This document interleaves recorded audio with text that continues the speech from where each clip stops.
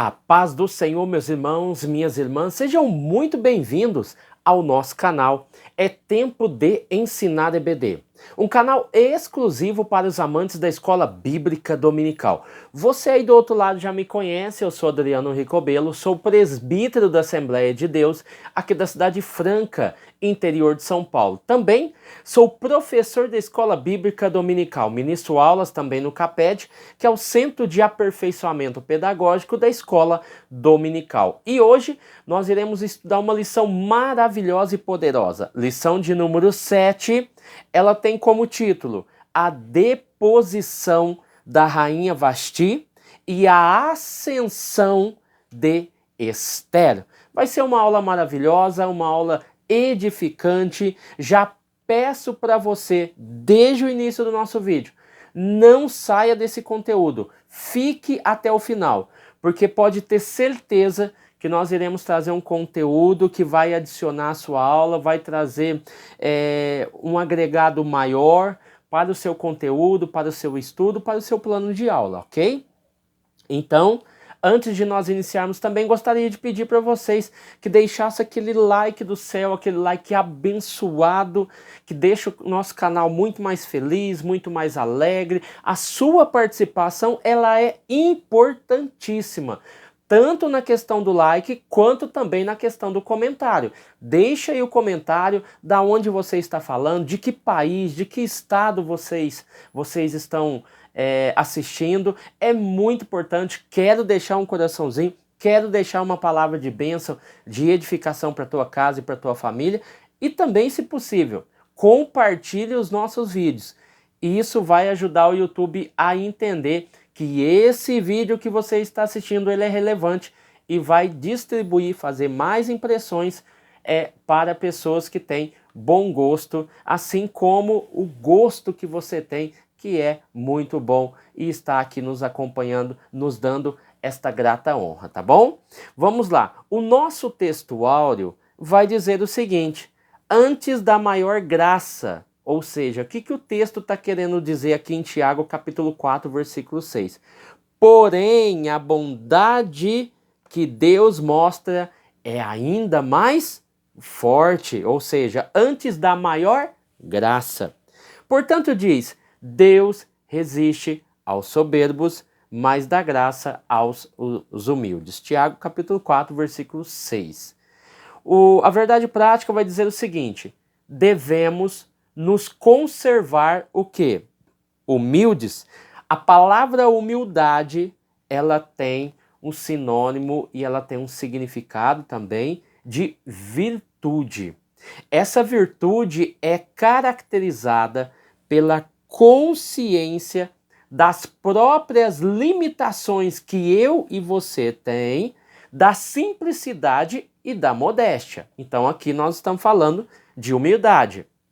Confiando na justiça de Deus, pois ele governa a todos, abatendo ou exaltando. E assim nós iniciamos a nossa aula dentro dessa perspectiva, tá bom?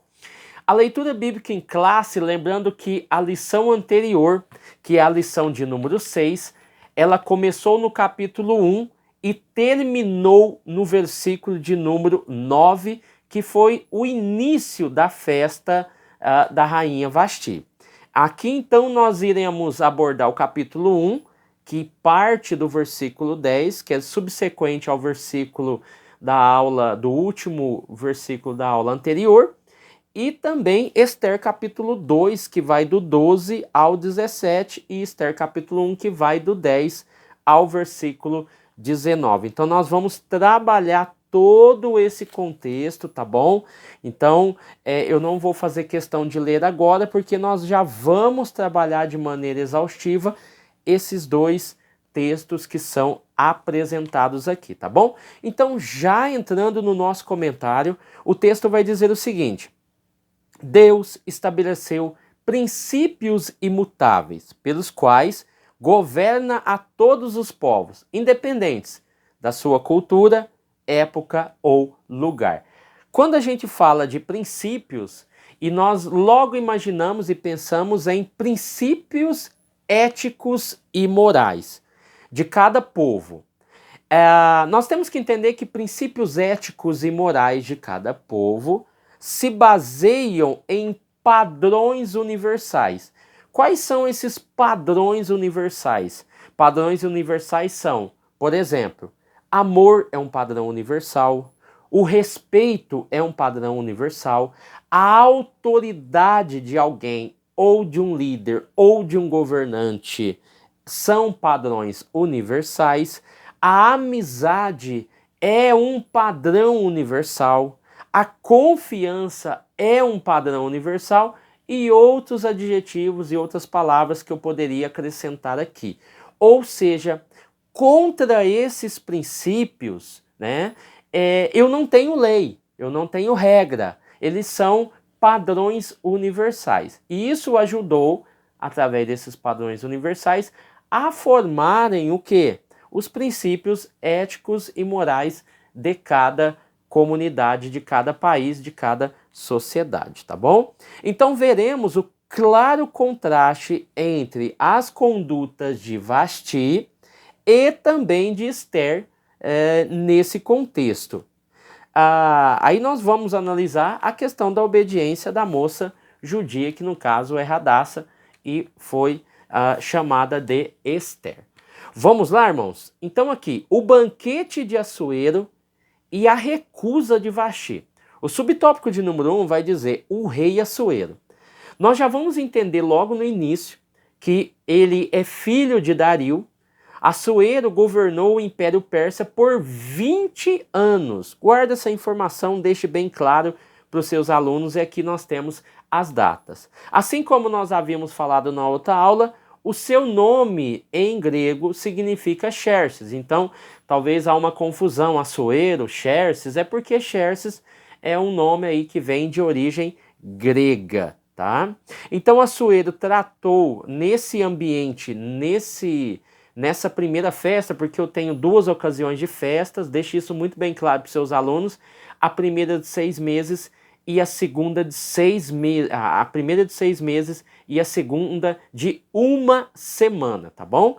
Então, nessa primeira sessão de festas, que durou 6 meses, o autor deixou bem claro também que Assuero tratou com seus generais e conselheiros da expedição militar que faria contra a Grécia. Então, nós vamos ver aqui claramente, tá? O seguinte, nós temos o retorno da batalha em Salamina, na Grécia, no ano 480. Então, esse período de festa marca um período anterior a 480, tá bom? Porque no ano 480 ele retorna da batalha de Salamina, que é uma batalha contra os gregos, e perde, ou seja, ele vem derrotado. O banquete acontece antes dessa festa, tá bom? E aqui nós vamos ver que Esther se torna rainha 7 anos, no 7º ano do reinado, que vai aí no ano 479. Então ele vai voltar no ano 480 e no ano 479 acontece a escolha. Lembrando que a festa acontece no 3º ano do reinado de Assuero, e aqui nós estamos falando que a escolha da rainha, a nova rainha, acontece no 7º ano, 1 ano depois da chegada da guerra fracassada na Grécia, tá bom?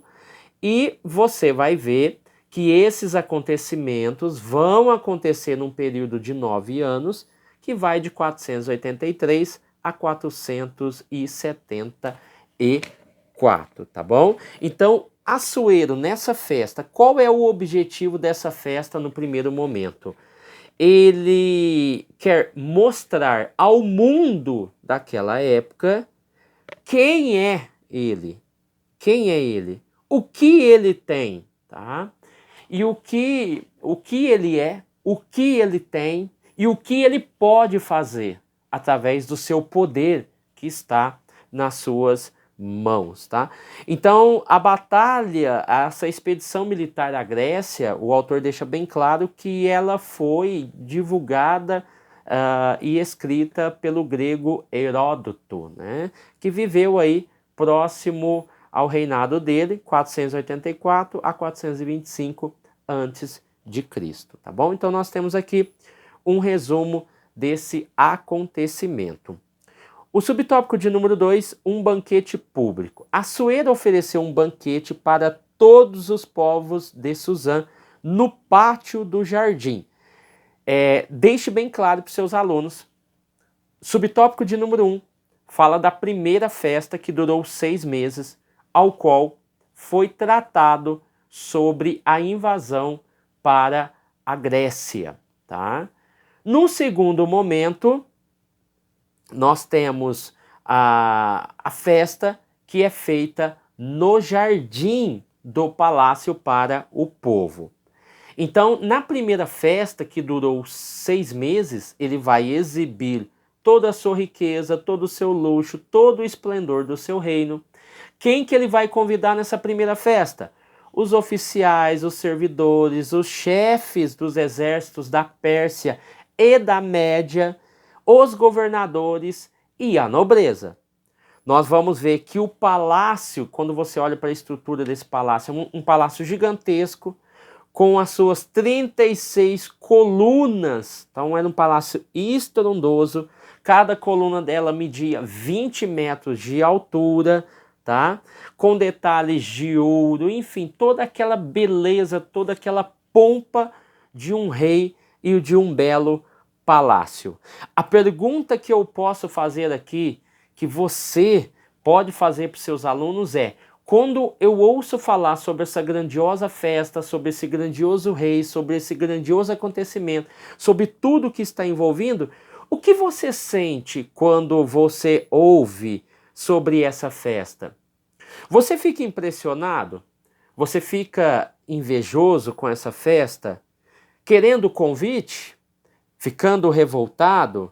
Né? O dinheiro é de quem? Quem paga essa festa? E quem participa dessa festa? Quem pode participar dessa primeira festa? Então são questões levantadas aqui que nos traz um doce. Por que um doce? Porque nós ficamos encantados com aquilo que é apresentado no primeiro capítulo.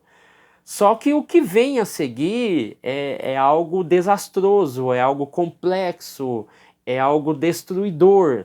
Então nós devemos tomar cuidado com aquilo que o mundo oferece para nós, aquilo que o mundo tem proporcionado para nós. E a partir desse primeiro momento acontece o segundo, que é uma semana. E Assuero oferece um banquete para todo o povo de Suzã, bebida à vontade, né? E aparece a figura de Vasti no versículo 9, que alguns estudiosos acreditam ser a mesma Amestris, né? Citada por Heródoto em seu livro histórico. Então aqui você vai ver claramente que essa segunda festa aconteceu no jardim do Palácio Aberto, né? Que foi aberto ao público. Moradores de Suzã, tanto ricos quanto pobres, poderiam participar. No pátio, muito bem enfeitado com cortinas de algodão azuis e também brancas, amarradas com cordões de linho vermelho, com presos essas cortinas com argolas de prata e também de ouro. E você vai ver os sofás que estavam espalhados pelo pátio desse formoso palácio eram feitos de ouro, feitos de prata. O piso de ladrilhos azuis, de mármore branco, de pedras preciosas, de madrepérolas, né? Que são pedras formadas naturalmente por ostras. Então você vê que são trabalhos requintados, é uma beleza ver tudo aquilo ali. E o vinho que estava sendo oferecido ali era à vontade, em copos de ouros, de tamanhos, de formatos e de desenhos diferentes. O vinho, a dança, a música envolvia as pessoas, mas tome cuidado. a generosidade do governo estava atrelada ao seu controle sobre o povo. Tanto é que uma lei precisava ser feita, uma lei tola, né? Esther capítulo 1, versículo de número 8, que uma lei foi criada, porque ninguém poderia ser obrigado a beber ou a deixar de beber. Era uma regra para que o consumo não seja regulado. Você pega hoje, por exemplo, nós temos a lei seca. Você não é proibido de beber em qualquer lugar, mas você é proibido de beber e dirigir, ou dirigir estando embriagado. Então, a lei que foi imposta é uma lei populista, dizendo que ninguém pode ser proibido de beber, mas ninguém pode ser forçado a beber, e assim você deixa uma libertinagem acontecer no meio do povo. Tá? E é aqui que aparece a Vasti, tá bom? E quando você lê para isso, você nota algumas questões que vão ser analisadas e vão ser culminantes para que Esther apareça no cenário. O subtópico 3 vai falar sobre o convite à rainha. No 7º dia, ou seja, nós estamos no 2º banquete, e esse banquete é um banquete de uma semana que foi dado aos moradores de Suzã, tanto ricos quanto pobres, o texto vai deixar bem claro.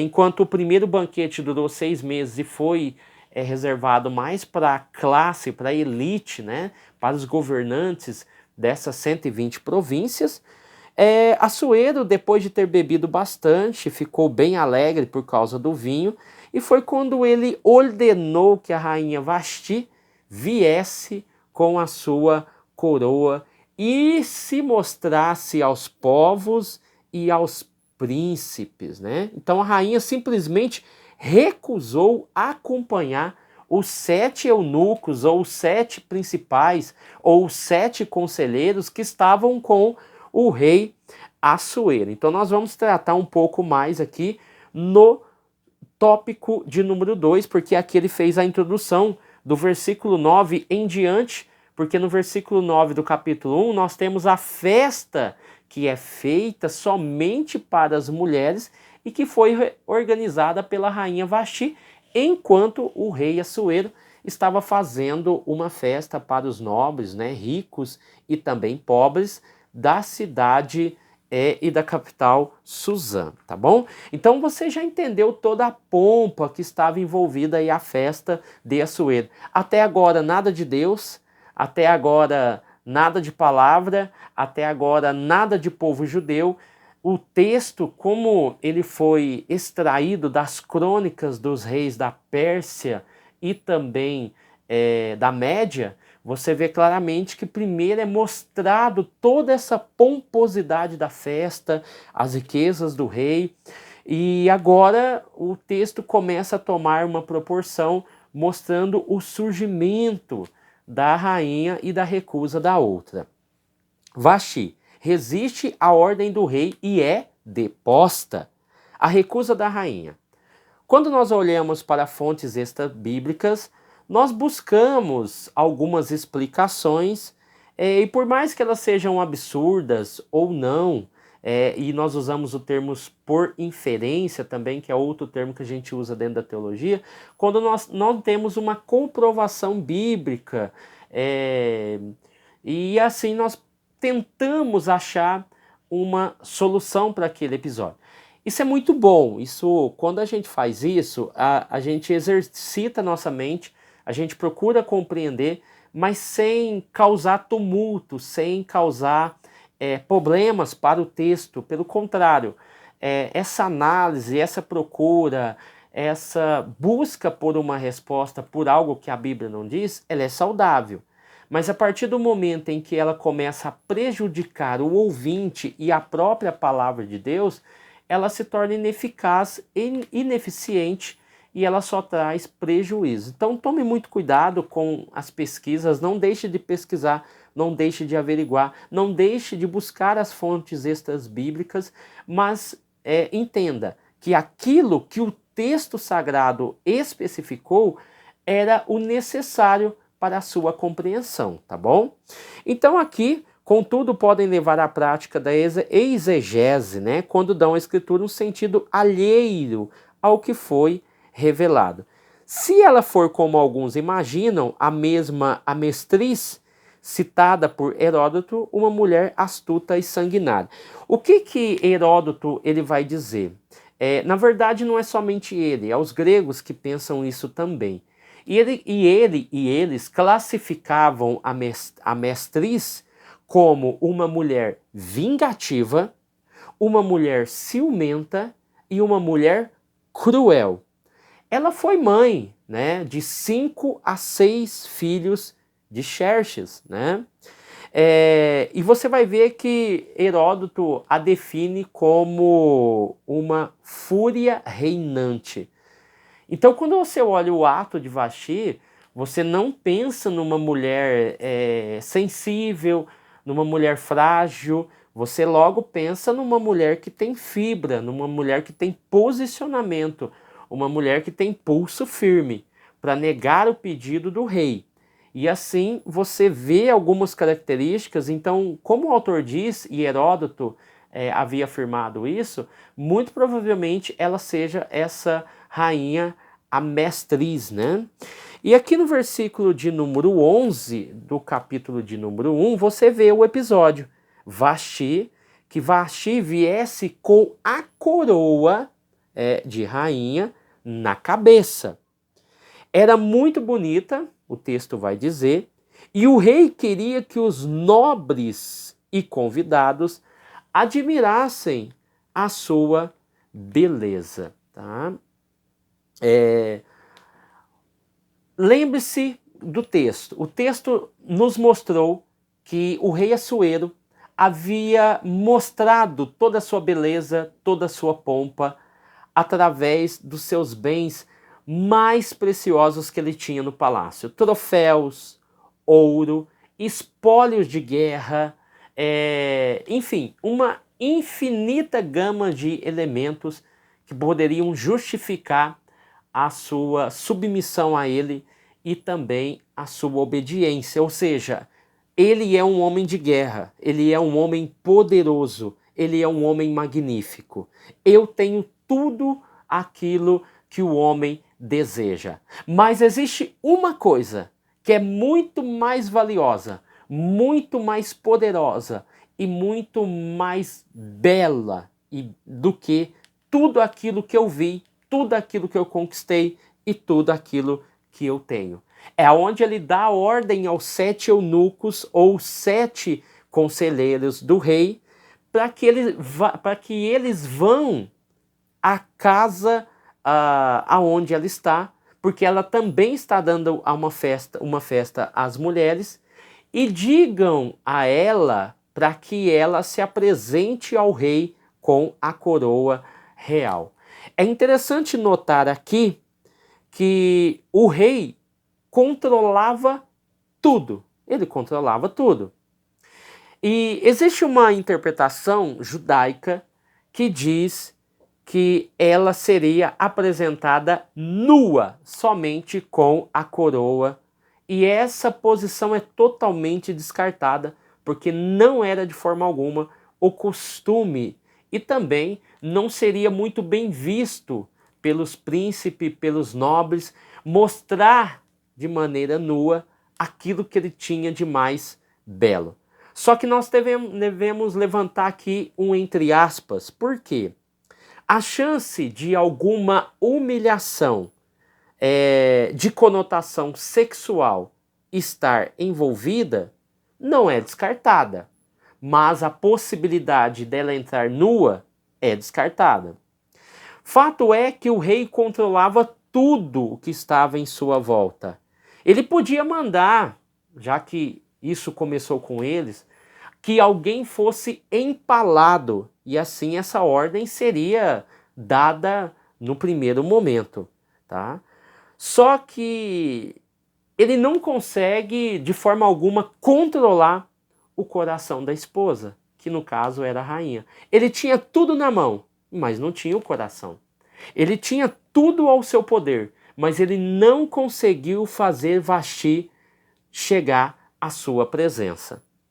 E você vai ver que dentro desse contexto acontece todo um vexame, uma vergonha para o rei e também um mal-estar entre os seus convidados, porque nós estamos falando da segunda festa, a primeira já havia passado, e nessa primeira, que durou 6 meses, ele não pensou de forma alguma em apresentar, talvez por estar os nobres, a realeza, todas as pessoas mais importantes do reino, ele não queria se comprometer. Isso é uma colocação muito particular minha.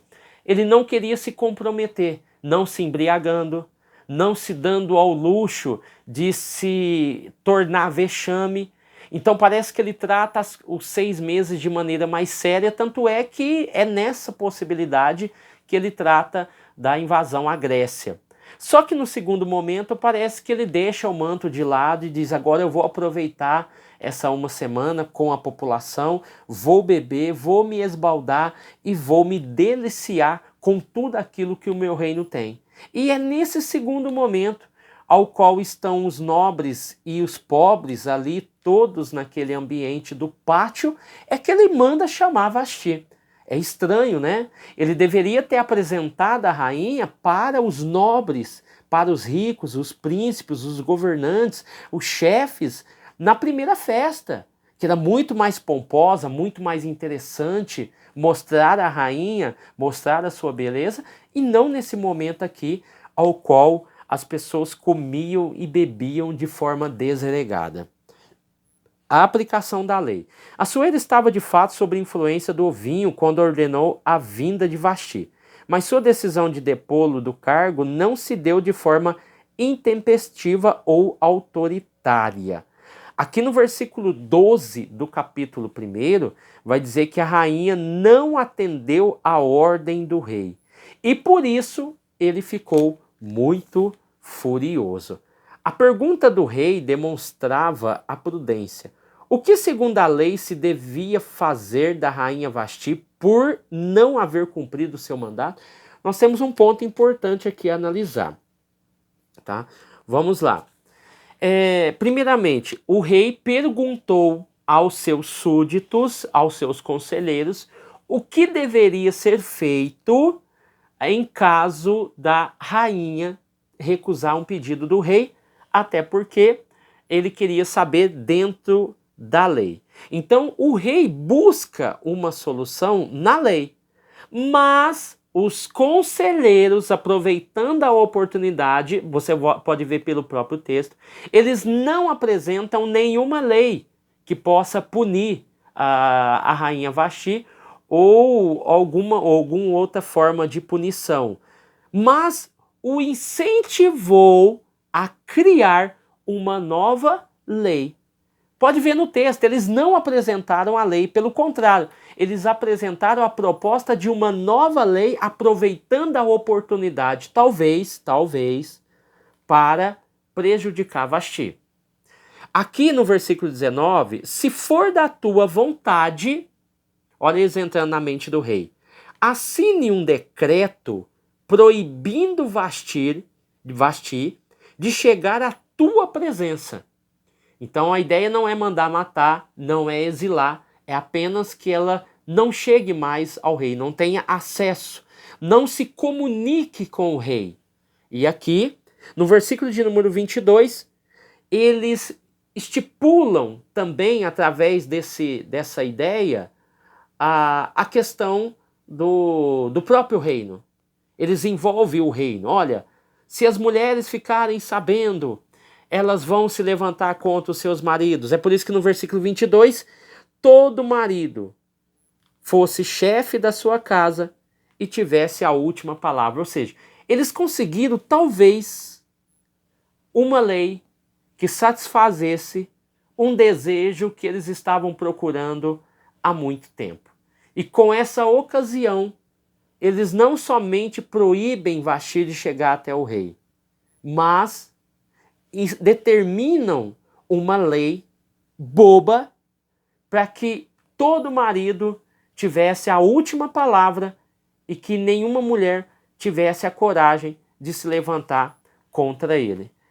É tão bizarra, é tão louca essa lei, porque se você vê o subtópico de número 3, aí eu já entro nessa questão, a sentença de Vasti.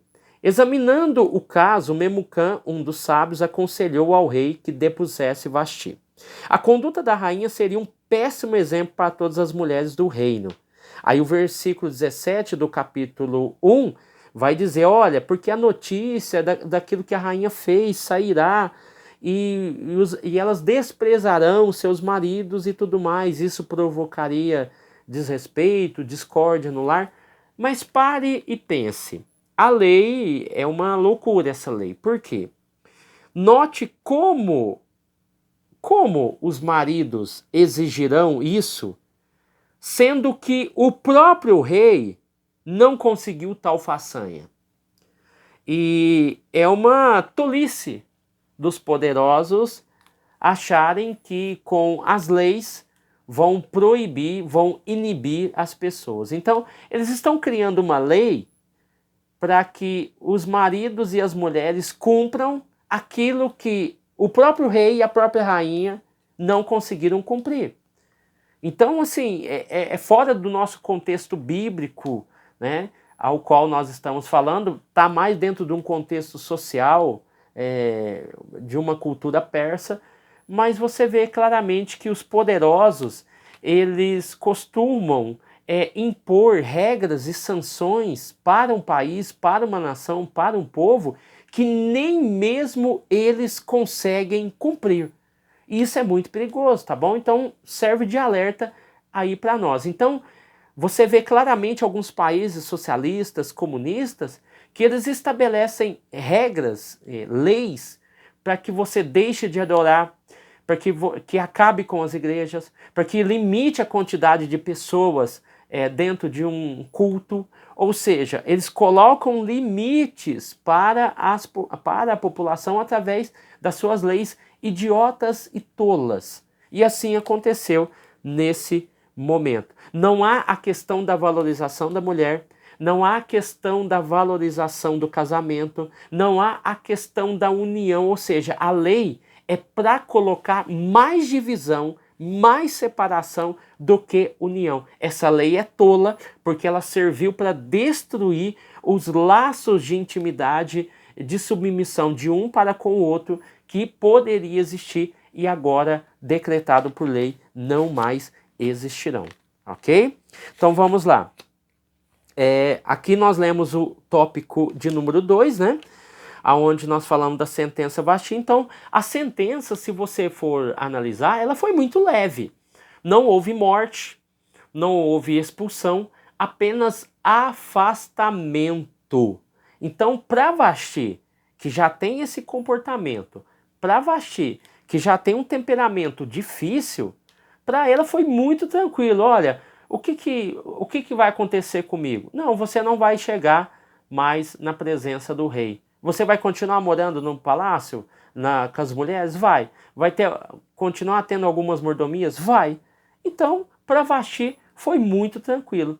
Só que nós estamos falando assim de maneira bem sistemática, mas nós estamos também introduzindo a ação de Deus. A ação de Deus através da ação dos homens.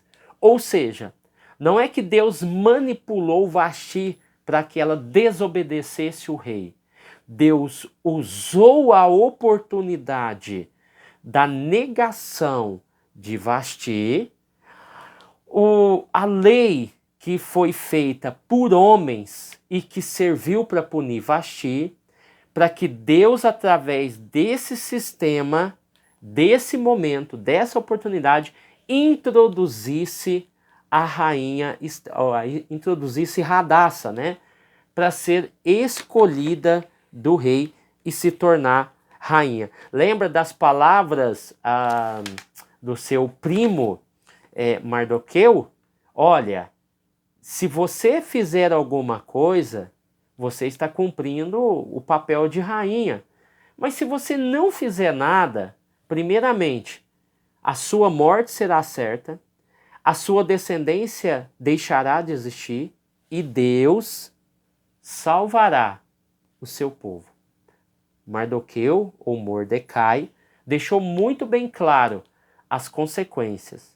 Mas aí ele deixa bem claro também no versículo dizendo o seguinte, lá no capítulo 1, mas, quem sabe, Deus não te colocou neste lugar, nessa posição de rainha, para que você pudesse libertar o povo, tá bom? Então vamos lá. Tópico 3. Esther, a judia, se torna rainha em terra estranha. 4 anos depois. Há certo consenso entre os estudiosos que a escolha da substituta de Vasti ocorreu após frustrada campanha militar que Assuero lançou contra os gregos. Eu disse isso lá na primeira aula, né? Então, a destruição quase total das forças navais persas na Batalha de Salamina forçou o seu retorno para Suzã. Assim, no ano 479, ou seja, a batalha acontece no 480, ele volta, né? Ele volta derrotado. Depois de um ano, acontece a escolha de Assuero pela nova rainha, tá? Então, uma inscrição em Persépolis indica a extensão do seu governo, tá? E como ele sufocou o quê? Com brutalidade as rebeliões gregas que estavam acontecendo. Ele chegou a atacar e atear fogo na Grécia, tá? Em Atenas, na verdade. E no caso, logo depois, ele não teve êxito, mesmo ele vindo com toda a fúria e com toda a força, ele não conseguiu e foi expulso da Grécia, tá? Então aqui nós temos todo esse contexto. Então em que ano nós temos a escolha da rainha Esther? No ano 7º do seu reinado. Quando aconteceu aquele banquete? No ano 3º do seu reinado. Quanto tempo durou o reinado? 20 anos. Isso nós falamos lá no início, né? No subtópico de número 1, tópico 1. O reinado de Assuero durou 20 anos, tá? O universo da escolha. Assuero decidiu escolher a nova rainha dentre moças de todas as províncias do reino. Não havia restrição quanto à origem étnica ou racial. A única exigência é que fossem virgens e formosas, tá? Vamos lá. Então, qual que é o contexto aqui? Nós estamos falando também de Mordecai, tá? Ou Mardoqueu, que morava próximo ao palácio e com ele a prima Esther, criada como filha. Capítulo 2, versículo de número 11, vai dizer, né, que ele passava todos os dias para saber como é que ela estava, isso depois que ela foi para o harém. Então ele tinha uma preocupação muito grande com a rainha Esther, que no caso era a Hadassa. Então quem era Mordecai? Mordecai era filho de Jair e descendente de Simei e de Quis, da tribo de Benjamim, primo de Hadassa, ao qual seus pais haviam morrido. Mordecai foi para Suzã com o rei Joaquim por Nabucodonosor. Então Nabucodonosor, lembra da história quando ele leva o rei Joaquim? Ou seja, Mordecai estava nessa leva. Eles foram levados de Judá para a Babilônia. Isso você encontra no capítulo 2 do livro de Esther, versículo 5 ao versículo de número 7. E tinha um rapaz lá que chamava Hegai. Esse Hegai a fez passar ao melhor lugar da casa das mulheres. Quando Hadassa chegou ao palácio, Hegai, ele simpatizou-se muito com ela. Tanto é que ele gostou de Radassa, providenciou o tratamento de beleza e a comida especial e os melhores quartos e as melhores empregadas que o palácio poderia disponibilizar para as mulheres que estavam no harém, para Radassa. Como ele encontrou graça aos seus olhos e achou graça aos seus olhos, ele se simpatizou com ela e fez de tudo para ajudá-la, tá? E quando você olha do capítulo 2, versículo 12, você entende esse contexto, né? Que o tratamento de beleza durava 12 meses, 6 meses eram usados perfumes de mirra e os outros 6 meses outros perfumes e produtos de beleza eram aplicados nela. No versículo 13, quando ir ao palácio, ele levava o que, ou seja, ela levava o que quiser, ou seja, no versículo de número 13 fala que quando o rei chamava elas do harém, então eu tinha o harém, tinha o palácio, o rei mandava chamar uma à tarde, então ele passava a tarde, à noite, e quando chegava de manhã, ele liberava essas mulheres para um outro harém, que era o harém das concubinas.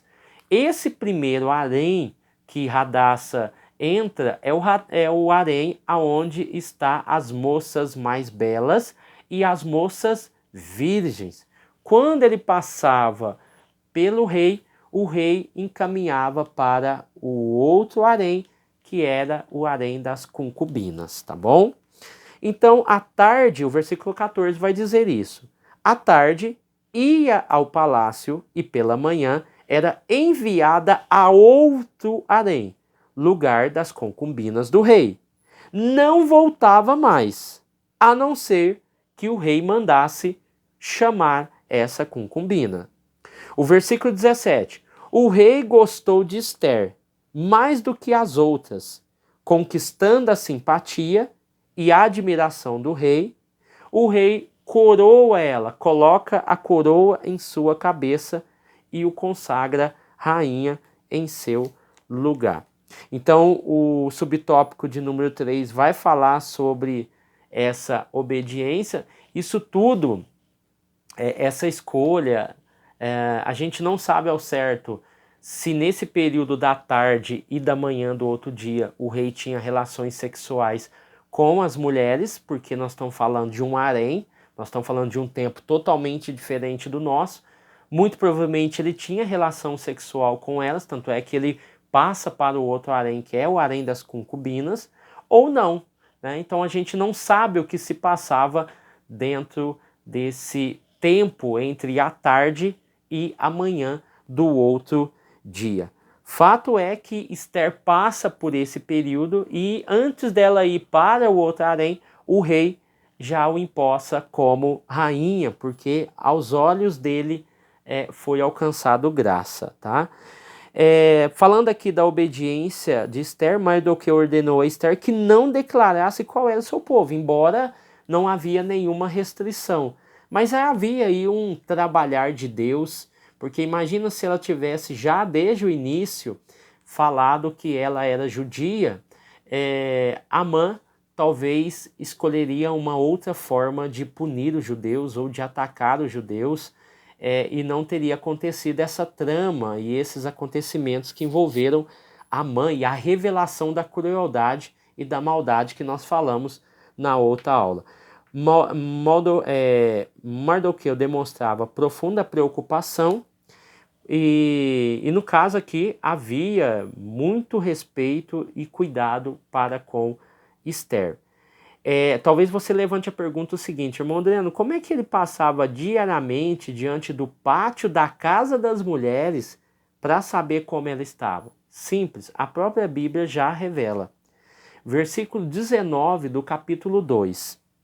Durante o tempo em que as moças estavam sendo transferidas para o outro harém, que no caso é o harém das concubinas, Mordecai tinha sido nomeado pelo rei para ocupar um cargo no governo. Lembra que quando Amã, nós falamos na primeira lição, né? Na primeira não, na lição de número 6.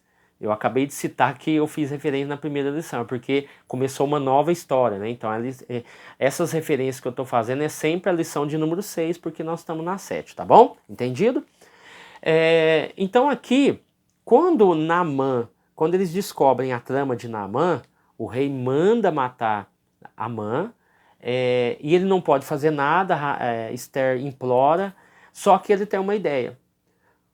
Mordecai, ou Mardoqueu, já está no palácio, ele já trabalha de forma oficial nos assuntos do governo. O Assuero pega o anel dele e institui ele como primeiro-ministro do império. Aqui, no versículo 19, nós só estamos vendo que Mordecai trabalha. Ele não é o primeiro-ministro, porque o primeiro-ministro é Amã. Agora, quando acontece a morte de Amã, de Amã, né? Quando acontece a morte dele, o rei logo diz, olha, eu não posso fazer nada, mas eu vou dar o meu anel de sinete, como eu dei para Amã, e agora você vai poder fazer o que quiser com ele. É aonde Mordecai, como primeiro-ministro, estabelece uma lei para que todo judeu, no dia 13 e no dia 14 de março, ou abril, né, possa se defender, porque até então a morte estava decretada sem defesa.